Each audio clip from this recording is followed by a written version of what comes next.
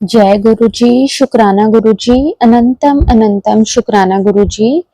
संगत जी, मेरा नाम रेनू है और संगत जी मैं गुरु जी के साथ अभी 7 महीने पहले जुड़ी हूँ, क्योंकि संगत जी मेरी लाइफ में कुछ ऐसा हो गया था जिससे संगत जी मैं बिल्कुल टूट गई थी। मतलब मैं अपना जो सत्संग है संगत जी वो शुरू से शुरू करूंगी, क्योंकि गुरु जी कहते हैं कि अपना सत्संग हमेशा शुरू से शुरू करना चाहिए। और संगत जी, मैं गुरु जी के साथ किस तरह से जुड़ी मैं आपको बताती हूँ। संगत जी, ये मेरा पहला सत्संग है। अगर सत्संग को बोलते हुए संगत जी मेरे से कोई गलती हो जाए तो प्लीज संगत जी मुझे माफ कर देना। गुरु जी आप भी मुझे माफ कर देना। संगत जी, हम ना 2 बहनें हैं।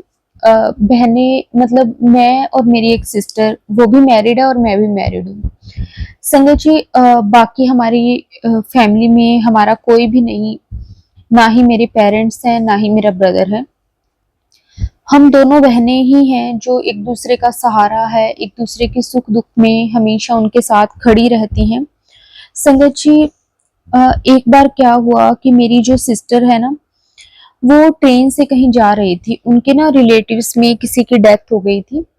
तो संगत जी वो ना जा रहे थे और जब वो ट्रेन पे चढ़ने लगी तो संगत जी ट्रेन चल पड़ी और संगत जी उसका पैर स्लिप हो गया और जिसके कारण संगत जी वो गिर गई। और ना वो जब ट्रेन चलने लगी ना तो संगत जी ट्रेन के साथ साथ उसका जो पैर था वो भी पूरा का पूरा कट गया। और संगत जी वो उस हाल में इतना तड़पी कि उसकी डेथ हो गई। और संगत जी मेरा और कोई नहीं था मेरी सिस्टर के अलावा, तो मैं एक तरह से ये कह सकते हैं संगत जी कि मैं बिल्कुल टूट गई। मेरे को कुछ नहीं समझ में आ रहा था कि ये क्या हो गया। जब मुझे उसके बारे में पता चला ना संगत जी, मैं आपको बता नहीं सकती कि जैसे एक मैं जिंदा लाश बन गई। ना मेरे को समझ में, ना मेरे को रोना आ रहा था, ना ही मेरे को कुछ समझ में आ रहा था। मेरे को कुछ भी नहीं पता था कि वो मेरे साथ क्या हो गया। मेरे एकदम हाथ पैर बिल्कुल ठंडे हो गए। संगत जी, अब भी मैं आपको जब सत्संग सुना रही हूँ तो मेरे हाथ पैर ठंडे हो रही हैं। माफ कर देना संगत जी अगर सत्संग बोलते हुए अगर मैं कुछ भी गलत बीच में बोल जाऊं तो संगत जी मतलब ऐसी वाली मैंने हालत ना, मतलब मैं सोचती भी हूँ ना संगत जी तो मेरी जान निकल जाती है। और जब मैंने अपनी सिस्टर को उस हालत में देखा लास्ट टाइम, तो संगत जी मैं इस तरह से चीख चीख के रोई कि मैं आपको बता नहीं सकती। मेरी बहुत बहुत बुरी वाली हालत हो गई। संगत जी उसके बाद मेरे दिमाग से, मेरे मन से कभी भी वो गई नहीं। मेरे को पता है संगत जी मेरी सिस्टर को साल हो गया है। गुरु जी से जुड़ने से पहले संगत जी ये सब कुछ हुआ था। और गुरु जी के साथ मैं मेरी सिस्टर की डेथ के 3 महीने बाद जुड़ी हूँ। और संगत जी मैं मतलब मुझे कुछ भी समझ में नहीं आ रहा था, कुछ भी समझ में नहीं आ रहा था कि मेरे साथ क्या हो गया।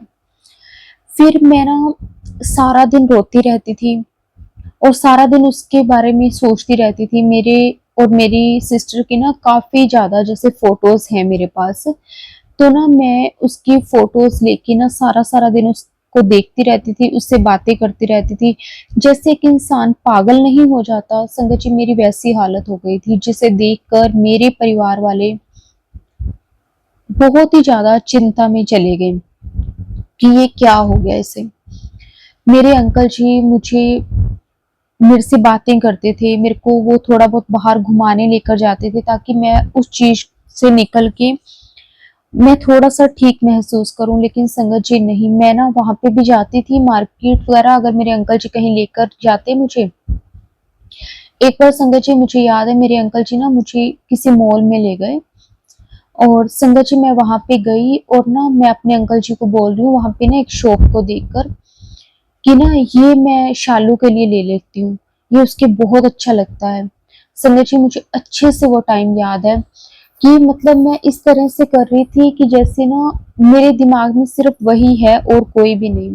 उसके अलावा मैंने बहुत कुछ ऐसे किया, मुझे कोई भी मोमेंट याद नहीं है संगत जी, लेकिन वो मुझे बात नहीं मेरे मन से जाती, क्योंकि संगत जी मुझे याद है कि मॉल में ना मैं जब अपने अंकल जी को ये चीज़ बोल रही हूँ, तो उसके कुछ देर के बाद ना मुझे एक लेडी दिखती है जो मुझे ऐसा लगता है जैसे कि वो मेरी सिस्टर है।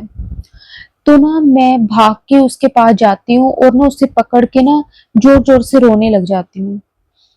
और ना मेरे वो जो लेडीज़ होती है, अब वो पता नहीं कौन थी संगत जी, तो ना वो मतलब मेरे को देख के मतलब डर जाती है एकदम से कि शायद ये कोई मतलब पागल वगैरह है। तो मेरे अंकल जी जाते हैं, तो फिर मेरे अंकल जी उन्हें बोलते हैं कि सॉरी। और लेकिन ना वो जो लेडी थी ना संगत जी, वो थोड़ी-सी मतलब इस टाइप की कह सकते हैं कि जैसे ना अपने आप में रहने वाले। तो उन्होंने वहाँ पे ना गार्ड्स वगैरह को बुलाया कि ये पागल आपने इस तरह से अंदर इसको बुला लिया ये वो। तो उन्होंने ना मुझे और मेरे अंकल जी को मॉल से बाहर निकाल दिया। इसलिए संगत जी वो मुझे टाइम याद है। उसके बाद मैंने घर पे भी बहुत बार इस तरह का रिएक्ट किया है, लेकिन मुझे कुछ याद नहीं है। हाँ, बस मुझे ये याद है कि मैं सारा दिन अपनी सिस्टर के बारे में सोचती थी, उसके बारे में ही बातें करती रहती थी। कभी अपने आप बैठी-बैठी हँसने लग जाना, कभी अपने आप बैठे-बैठे रोने लग जाना। मेरी ना बेटी है संगत जी, वो ना आके मेरे को मतलब बुलाती थी, वो मेरे से बातें करती थी, मेरे को खाना वगैरह खिलाना, मुझे बताना कि आज मेरे साथ ऐसे हुआ, मैं जब स्कूल गई तो मेरे साथ ऐसे हुआ, ताकि मेरा ध्यान कहीं और जाए। लेकिन संगत जी मुझे कुछ भी नहीं पता चलता था कि मेरे साथ क्या हो रहा है और क्या नहीं। उसके बाद संगत जी मैं एक तरह से डिप्रेशन में चली गई थी, और उसके बाद मेरा डिप्रेशन का ट्रीटमेंट चला। संगत जी, जब मेरा डिप्रेशन का ट्रीटमेंट चला, जिस डॉक्टर के पास मैं जाती थी मतलब, तो संगत जी वो गुरुजी की संगत थी। उन्होंने ही मुझे उस दौरान किस तरह गुरुजी के साथ कनेक्ट किया मुझे नहीं पता। मैं कुछ भी नहीं जानती थी गुरुजी के बारे में, कुछ भी नहीं मुझे पता कि उन्होंने मुझे गुरुजी के बारे में कब उस टाइम क्या बताया था, किस तरह से मैं गुरुजी के साथ जुड़ गई, मुझे नहीं याद। कोई भी मोमेंट मुझे याद नहीं है संगत जी कि मेरे साथ क्या हुआ था, किस तरह से मुझे पहली बार उन्होंने गुरुजी के बारे में बताया, मुझे नहीं याद, वो कुछ भी याद नहीं है।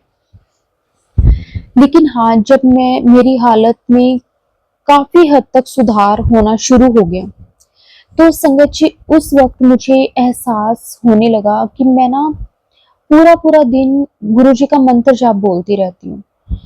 तो मैंने ना एक दिन अपने अंकल जी को पूछा, मैंने कहा मैं ये सारा दिन क्या बोलती हूँ? मुझे ये भी नहीं पता था संगत जी कि मैं गुरुजी के साथ जुड़ गई हूँ और मैं गुरुजी का मंत्र जाप कर रही हूँ, मुझे कुछ भी नहीं पता था। एक दिन मैंने अपने अंकल जी से पूछा कि ये मैं क्या बोलती हूँ सारा दिन? तो उन्होंने मुझे बताया कि ये गुरुजी का मंत्र जाप है। क्योंकि संगत जी मेरे साथ-साथ मेरे अंकल जी भी उस डॉक्टर के पास जाते थे, और मेरे अंकल जी को भी वो बताते थे कि किस-किस तरह से आपने इनको हैंडल करना है, क्योंकि मेरी सिचुएशन बहुत ज़्यादा वर्स्ट हो चुकी थी। मतलब मैं आपको बता भी नहीं सकती, कोई सोच भी नहीं सकता कि मैं कभी ठीक भी हो सकती थी। हमारे कई रिश्तेदारों ने तो ना मेरे अंकल जी को बोल दिया था कि इसे तो किसी पागल खाने में छोड़ा, ये कभी ठीक नहीं होने वाली। लेकिन मेरे अंकल जी ने बहुत मेरा साथ दिया संगत जी, बहुत ज़्यादा मेरा साथ दिया, और मुझे किस तरह से उस सिचुएशन से बाहर निकाला ना, ये मेरे अंकल जी ही जान सकते हैं संगत जी। शायद मेरे को भी अभी पूरा बातें नहीं पता कि मैं क्या-क्या करती थी, वो मुझसे वो बातें करते भी नहीं हैं। बस मुझे जितना खुद से याद है मैं आपको वही बता रही हूँ। उसके बीच में मेरे अंकल जी ने मेरे से क्या-क्या चीज़ें फेस की, उन्होंने कभी मुझे उस चीज़ का ज़िक्र नहीं किया, और कभी मुझे इस चीज़ का एहसास भी नहीं होने दिया कि मेरी हालत इस तरह से हो गई थी। उसके बाद ना संगत जी जैसे टाइम निकलता गया, और ना मैं मतलब मेरे को ना जिनके पास मैं जाती थी उन्होंने मुझे गुरुजी का स्वरूप भी दिया था, और मुझे ये भी नहीं पता था कि मेरे पास गुरुजी का कोई स्वरूप है। तो संगत जी ये जो प्रॉब्लम थी ना, मतलब ये इस तरह से मुझ पे हावी हो गई थी, मेरे को कुछ भी एक चीज भी याद नहीं। मेरे पूजा रूम में गुरुजी का बहुत बड़ा सारा स्वरूप था। ये चीज भी संगत जी मुझे अभी कुछ टाइम पहले, मतलब मैं मैं एक ना, जैसे आपको मैंने बताया कि गुरुजी के साथ जुड़े हुए मुझे 7 महीने हो गए। संगत जी ये भी मैंने एक तरह से आइडिया ही दिया है, मुझे नहीं पता, हो सकता है कि ज्यादा भी हो सकता है कम भी हुआ हो, क्योंकि मुझे इतना ध्यान था कि हाँ, मतलब मेरी सिस्टर की डेथ के 3 या 4 महीने के बाद मैं, मतलब इस तरह से मेरे अंकल जी ने मेरा जो इलाज है वो स्टार्ट करवाया था, और उनके थ्रू ही मैं गुरु जी के साथ कनेक्ट हुई थी। और संगत जी अभी ना 3 या 4 महीने पहले की बात है, तब तक संगत जी मैं काफी हद तक मुझ में ये कह सकती हूँ कि बदलाव आना शुरू हो गया था। तो संगत जी मैं एक दिन ना मंदिर में गई, तब तक मुझे ये समझ में आने लग गया था कि मैं क्या कर रही हूँ क्या नहीं। तो मैं मंदिर में गई तो ना वहां पे मैंने पहली बार, जो मुझे समझ में था, मैंने पहली बार गुरु जी का स्वरूप देखा। तो मैंने अपने अंकल जी और अपनी बेटी से पूछा कि ये कौन है, तो उन्होंने बताया कि ये आपके गुरुजी हैं। तो मैंने कहा मेरे गुरुजी? तो संगत जी उस वक्त भी मैं इतनी अच्छी हालत में तो नहीं थी, तो उन्होंने मुझे बोला कि ये आपके गुरुजी हैं। तो मैंने कहा मेरे गुरुजी हैं ये? तो उन्होंने कहा कि हाँ ये आपके गुरुजी हैं। तो मैं उनको कहने लगी, गुरुजी आप कब आए थे मेरे घर पे, आप कैसे आए थे मेरे घर पे? मैं इस तरह से अब गुरुजी से क्वेश्चंस करने लगी। मुझे कुछ कुछ मोमेंट्स याद हैं कि कुछ कुछ चीजें पूरी अच्छी तरह से मुझे याद नहीं है। तो उसके बाद ना इस तरह से टाइम निकलता गया, मुझ में काफी ज्यादा चेंजेस आए, मैं काफी हद तक ठीक हो गई। मेरे पास गुरुजी के मैसेजेस आने लगे कि ना तेरी जो घर की बीमारी है उसे मैं बिल्कुल जड़ से खत्म कर दूंगा।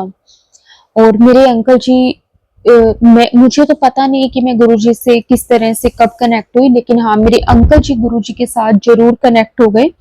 और उन्होंने जब देखा कि गुरुजी, वो ना जिनके पास मैं जाती थी ना, वो मुझे गुरुजी का जल प्रसाद देते होते थे, और मुझे नहीं पता था जल प्रसाद का, तो मैं तो एक ऐसे पानी समझ के उसे पीती थी डेली।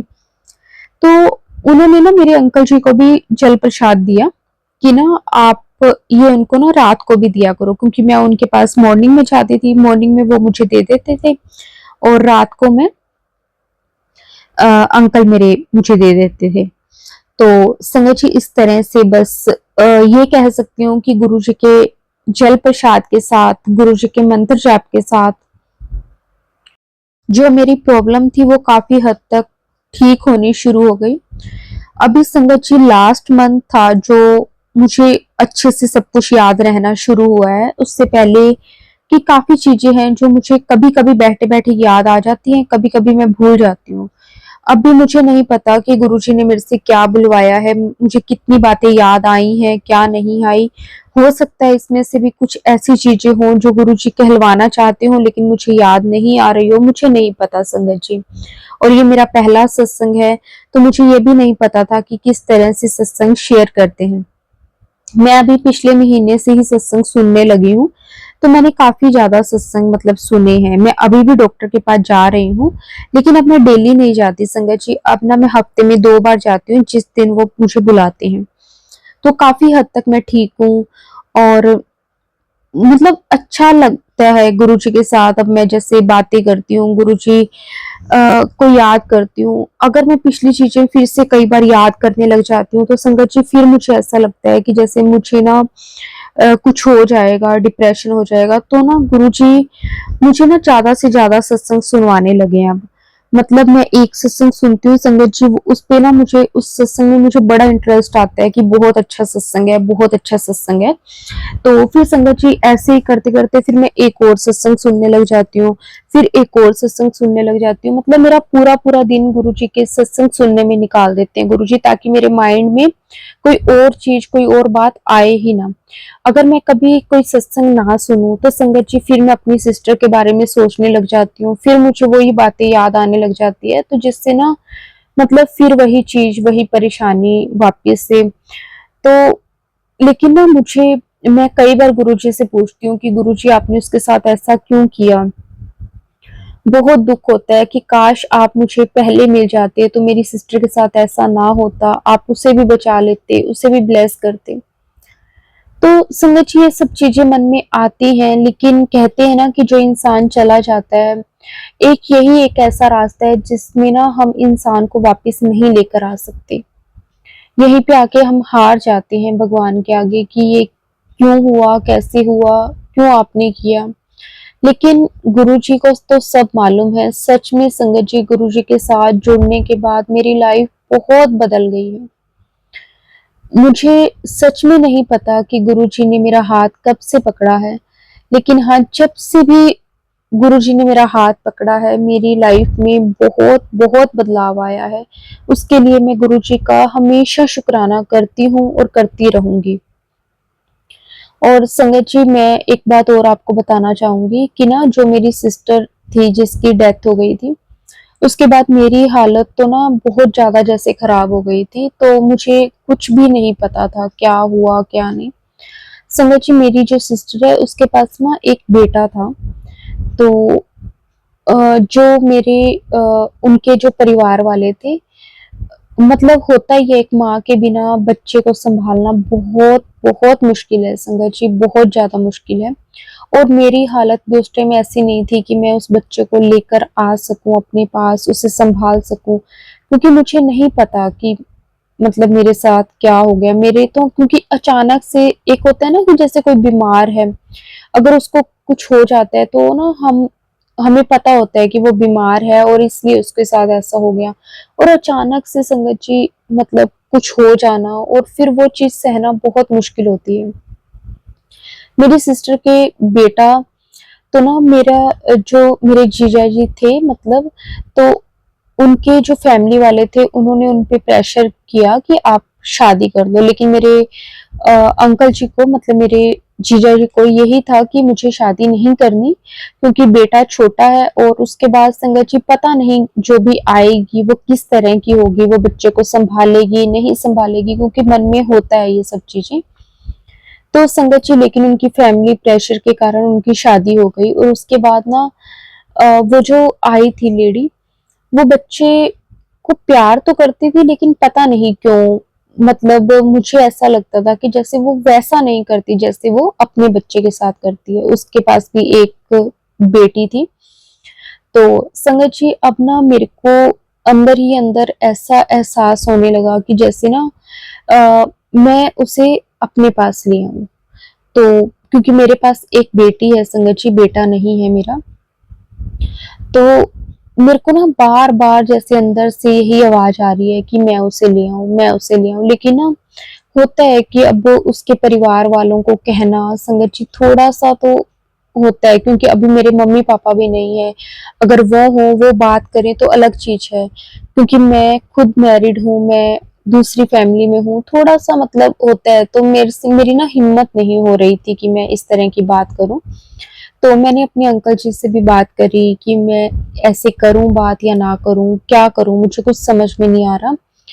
तो संगत जी, फिर मैंने ना अपने जीजा जी से बात करी। मैंने कहा कि अगर आपको प्रॉब्लम ना हो तो मैं बेटे को अपने साथ, मतलब मैं रखना चाहती हूँ उसे।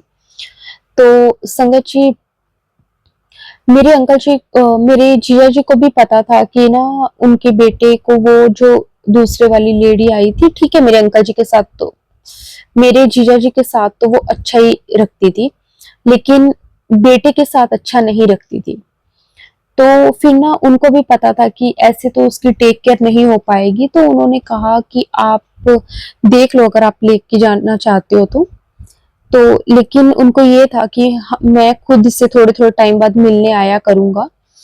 तो फिर उन्होंने अपनी फैमिली में भी बात करी, तो उनकी फैमिली पहले तो इस चीज के लिए अग्री नहीं थी, लेकिन धीरे धीरे फिर जब उन्होंने मतलब सारा देखी, पूरी कंडीशंस देखी कि नहीं, मतलब बच्चे को वो प्यार नहीं मिल पाएगा, तो फिर संगत जी उन्होंने सबने मुझे जो मेरी सिस्टर का बेटा था वो मुझे दे दिया। और अब मेरे पास एक नहीं, गुरुजी की कृपा से 2 बच्चे हैं, एक बेटा और एक बेटी। मैंने अपनी सिस्टर का जो बेटा था वो भी मैंने ले लिया है, और जो भी कानूनी तरीके से हम बच्चे को अपने नाम करवाते हैं वो हमने करवा लिया है। शुक्राना गुरुजी, आपका बहुत बहुत शुक्राना। और वो बच्चा भी संगत जी गुरुजी का ब्लेस्ड बच्चा है। बेशक मेरी सिस्टर अभी गुरुजी के साथ तो नहीं जुड़ी हुई थी, लेकिन वो बच्चा बहुत ही प्यारा है। मतलब अभी इतना बड़ा भी नहीं है संगत जी, 2.5 साल का है, उसे इतनी समझ भी नहीं है, लेकिन हाँ वो मेरी सिस्टर को याद करता है। लेकिन मतलब अब तो जैसे उसे हो गया है, हमारे घर पे भी आए 1 महीना, तो अब थोड़ा-थोड़ा वो मुझे मम्मा मम्मा बोलने लग गया है। पहले जैसे मासी बोलता था, क्योंकि चाहे 2 ढाई साल का है लेकिन फिर भी बच्चे को पता होता है, जैसे मैं जाती होती थी उसके पास। तो अब थोड़ा-थोड़ा जैसे ना मेरी जो बेटी है वो भी उसको उसी तरह से प्यार करती है, उसे बताती है कि ये मम्मा है, ये पापा हैं। और वो भी अब थोड़ा-थोड़ा वो चीज़ें करने लगा है। शुक्राना गुरुजी, बस दोनों बच्चों पर अपनी कृपा मेहर हमेशा बना के रखना। कोई मेरे से भूल चूक हो जाए तो गुरुजी मुझे माफ़ कर देना। संगत जी आप भी मुझे माफ़ कर देना। और संगत जी अब मैं अपनी वाणी को विराम देती हूँ। अगर सत्संग बोलते हुए मेरे से कोई गलती हो गई हो तो मुझे माफ़ कर देना। संगत जी मुझे ज़्यादा सत्संग याद नहीं आ रहा, तो मैं माफ़ी चाहती हूँ आप सबसे। जैसे गुरुजी मुझे फिर आज्ञा देंगे तो मैं अपना सत्संग एक आप सबके साथ ज़रूर शेयर करूँगी। ओम नमः शिवाय, शिवजी सदा सहाय। ओम नमः शिवाय, गुरुजी सदा सहाय। जय गुरुजी, शुक्राना गुरुजी, अनंतम अनंतम शुक्राना गुरुजी।